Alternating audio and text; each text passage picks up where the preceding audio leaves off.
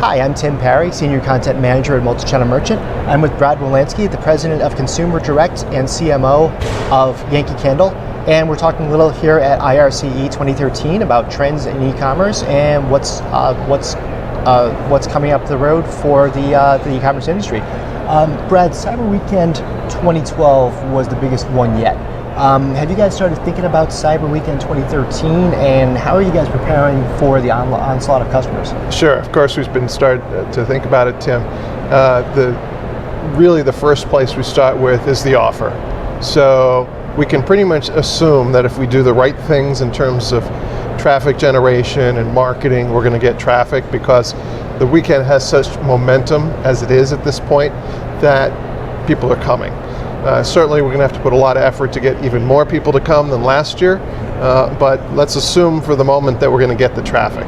The most important thing is to have the right offer, the right products to get the conversion. So we're working on the products now. Our merchants are putting together some exciting stuff, better than last year, even better, and we think that that will help get the conversion and get the sales. Social media has made a few, seems to keep on making shifts every time we turn around. How is Yankee Candle making the most of social media? And do you guys see it as a tool for selling merchandise or interacting with your fans?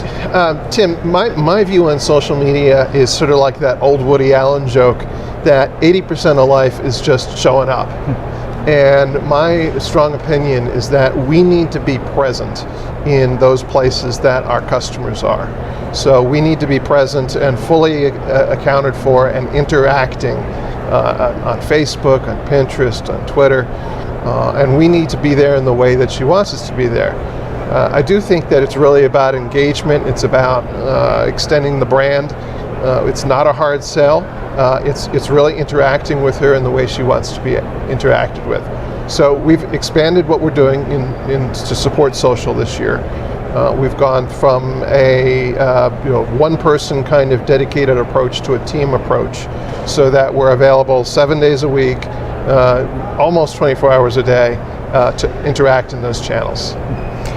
What are some of the things you're doing to attract the mobile shopper? And do you think shoppers are going to start making purchases through their smartphone as opposed to just using it as like a research tool? Yeah, we're seeing a lot of traffic. I just came from one of the sessions where I heard someone from ComScore say that 48% of the traffic they're seeing, the internet use that they're seeing, is on mobile.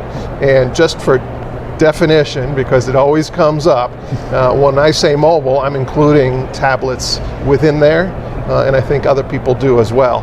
So if you think that half the use is coming from either tablets or smartphones, certainly people are transitioning to that platform. I mean, the numbers show that. Conversion is still lower, so in terms of how many people are actually buying on those devices is still lower, but it's climbing and it's growing for us as well. So we, just like the ComScore numbers, we're seeing the higher amount of use on smartphones, we're seeing the higher amount of buying on smartphones.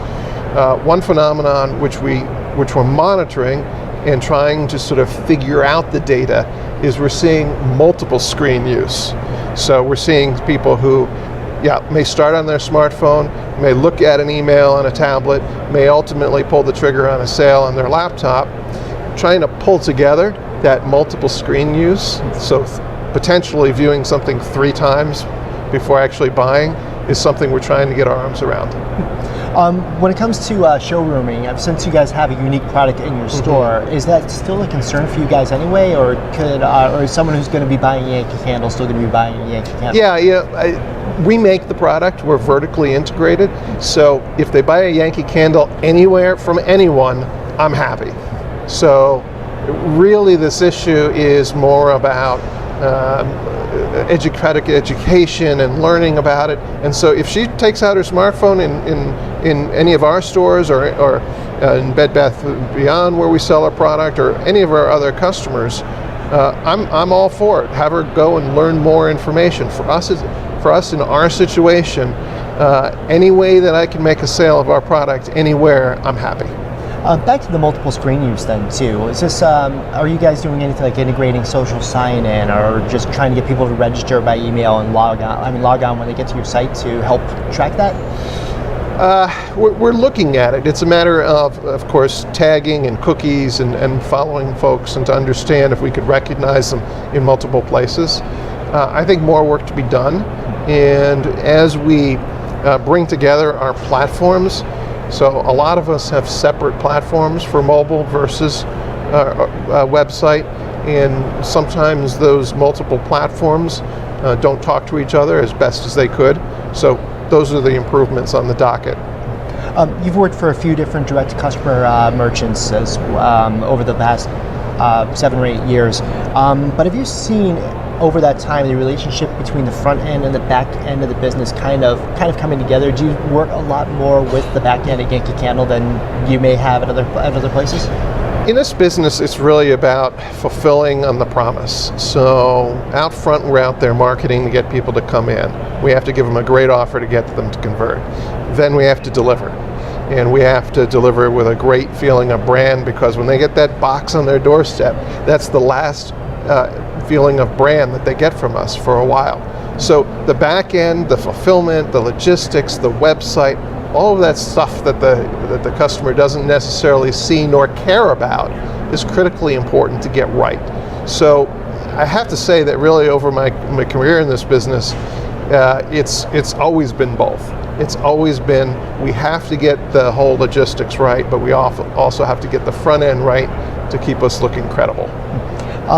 The Marketplace Fairness Act, it looks like it's going to pass in some way, shape, or form. How are you guys feel about the Marketplace Fairness Act, or is this something that, since you guys have a big retail footprint too, it's not as much of an issue? Yeah, I think everyone has an opinion on this.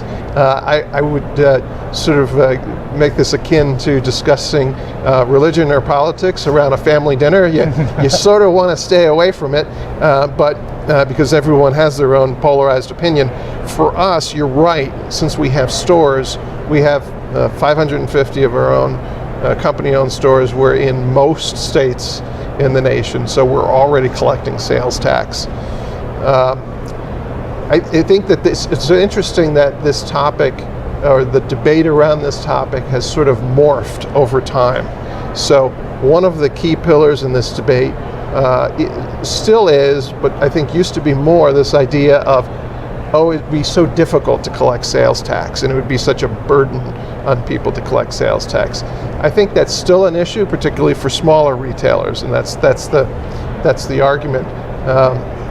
But I think it's gotten easier over time, because there's definitely software vendors that do this. It's really more of the idea of when people get challenged from the taxing authorities, how much work are they going to have to spend keeping up with all of that? But again, for us, we're already collecting sales tax online. We're already doing all of those issues. We're already talking to the individual taxing authorities. I've seen it coming for a long time. This is going to level the playing field for good or for bad. It's the way it is. And for me, it's something we're already doing. Finally, I got to tell you, my Facebook news feed has been booming in the last few weeks with everybody sharing with me bacon candles. Bacon, that's it. Bacon is it. Tell me a little about these new scents for men. And does this have something does it have something to do with like drawing in more male shoppers, or is it more of like women buying gifts for their husbands or boyfriends or whatever? Yeah, well, all of the above, Tim. So last year it was sort of a joke, because our CEO sort of twisted our product development VP's arm and said, "Hey, how about something for men?" 10% of our shoppers are men, but 35% of our users are men. So that's a real opportunity, and we viewed it as an opportunity. So could we put together something for men? So last year we came out with an initial collection, really, really popular, had a lot of pickup within the first few days. That the man candles shot to the top of the list in terms of what we were doing. So this year, what we did was we went to Facebook, we did a survey of people and said, all right, what's the next fragrance? And we got a lot of good responses, as you could imagine, but bacon was the number one. So we went out with bacon. It's released, it's now in stores and online. Really, it's a strong scent, burns really nicely, smells great when it's burning. People either love it or they hate it. I'll admit it's pretty polarizing, but people are very interested in it. And to your point, what we try to do is convey how to bring the joy and comfort of home through fragrance to people. And a guy may have a slightly different understanding of what that fragrance would be for his man cave or what have you. So for Father's Day or for gifts, the woman can buy that for the guy. So they've been really popular. People come in, they talk about it. Really, we try to do that with new products throughout the year, Tim. We try to keep it interesting. We try to keep it fresh. I'm used to when I do go into a Yankee Candle store, I'm kind of like you get the distinct scent. You know you're in a Yankee Candle store. You smell all the fragrances. What does that do with bacon though? Do you have does bacon have to be like in a separate part of the store to make sure you don't get hit when you get in? Or well, generally the lids are on, and so you when you go into the store, you smell this overall fragrance. It is you do smell it. I mean, we don't keep the lids off, but no, we've got it right out there, easy to find on the front tables, and people are buying it. It's selling really well.